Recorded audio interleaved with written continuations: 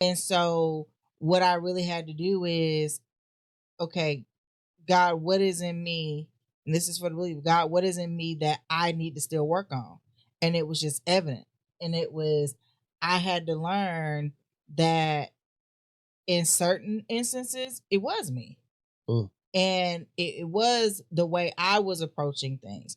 In certain instances, it was not. But then what did I do to cause that? So I couldn't play the victim. If I'm wrong, I'm wrong. Yeah. Like, I got to admit that I'm wrong. And a lot of times that's where we hulk out. We don't want to admit we wrong.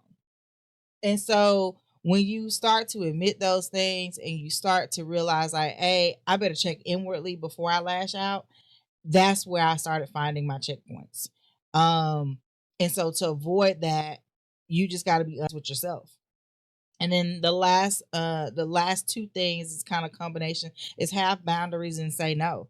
That's where I find that a lot of things where I probably mentally and emotionally, and even sometimes physically could have preserved myself if I would have just set the necessary boundaries Mm. and said no in instances where I said yes or I said no, but still ended up doing it anyway.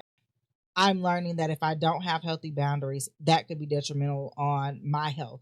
And so, in order for me to preserve myself spiritually, emotionally, physically, not only for my own well being, but for my family, we got to take a moment to step back and to reevaluate and set those boundaries.